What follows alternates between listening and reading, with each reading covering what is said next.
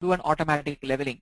Okay, but there are many ways by which you can make use of the settings what you have used here. Remember, let's say if we have configured these settings, naturally I can say, let's say for example, I can say leveling can create splits in remaining work, and I say OK, which means I've just saved the setting. Now I can just right click that feasibility and say reschedule it to the next available date. So the moment you say reschedule it to the next available date, project does not push the task to a later date. Rather, it uses the options what we have set in the resource leveling dialog box. So when you are going for any of the options to reschedule, make sure that these options are set properly. Otherwise, you might have surprises and confusion when it comes to leveling.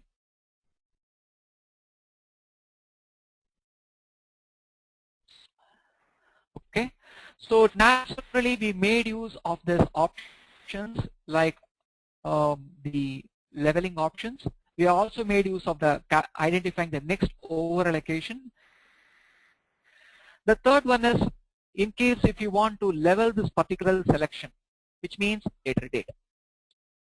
So you can use the leveling options in any of these views, that is either in the resource sheet or in the Gantt chart or on the team planner also.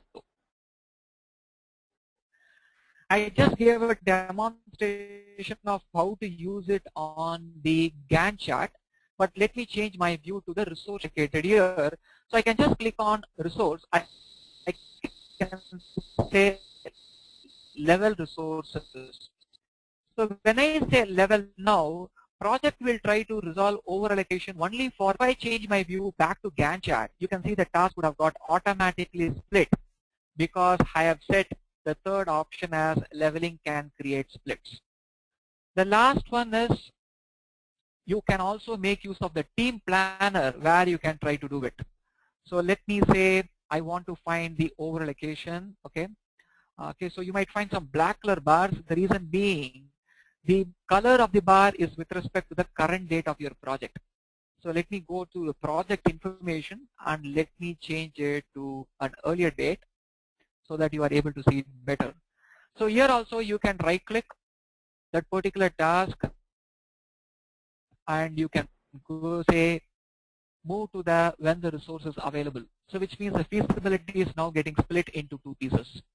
So make use of both the manual options as well as the options what we discussed through which you can resolve the problems.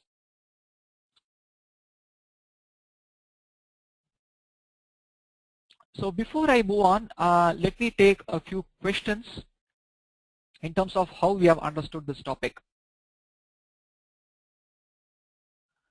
So there is a poll available on your screen now. It talks about what do we mean by critical path. I'm giving you 15 seconds. Go ahead and choose what you think might be more relevant.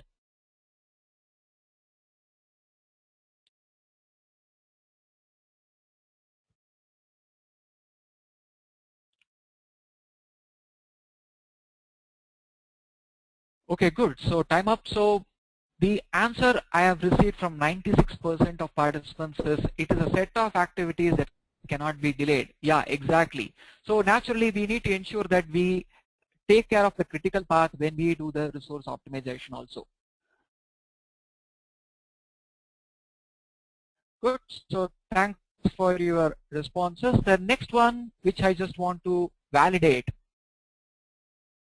is when you assign a resource to a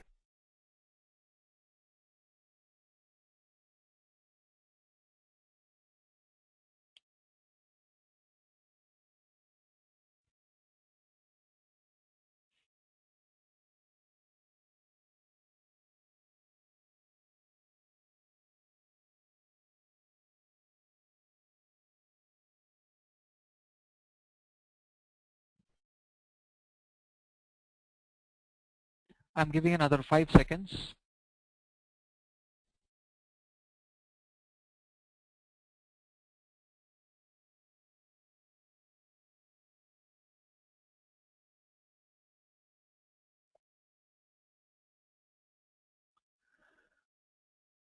Okay, good. So thank you. So I've received enough responses.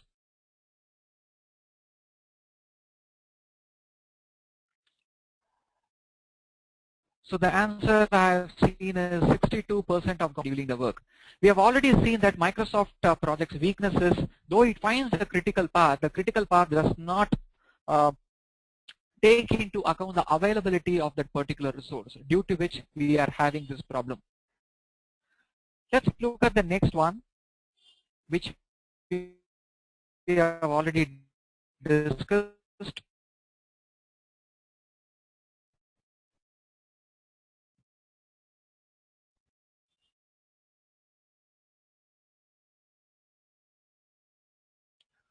So in Gantt chart, if you see a red colored stick man, what does it indicate?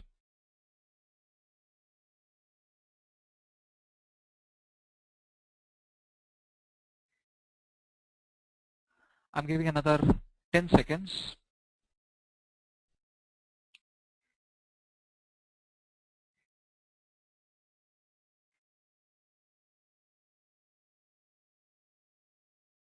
Okay, good. So thanks for your responses.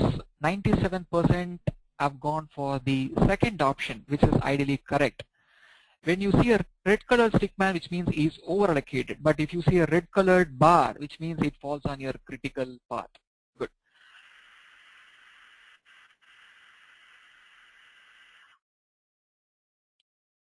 The last one, which I just want to show before I just summarize and take the questions.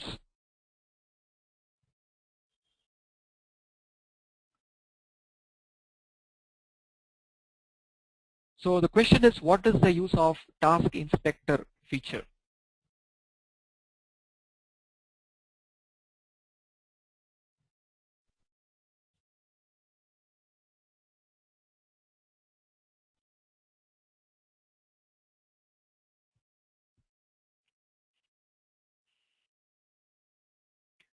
I'm giving another 5 seconds.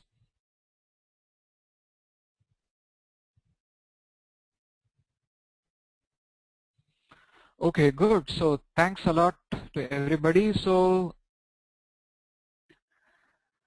78% have gone for the third option, which is ideally correct, to inspect the factors of the particular task. Remember, your task inspector may not help you to identify the critical path accurately, or you cannot change the working time directly through that path. So it's predominantly used only to inspect the factors and resolve any resource conflicts. Okay. So before I move on to the questions what you have posted, so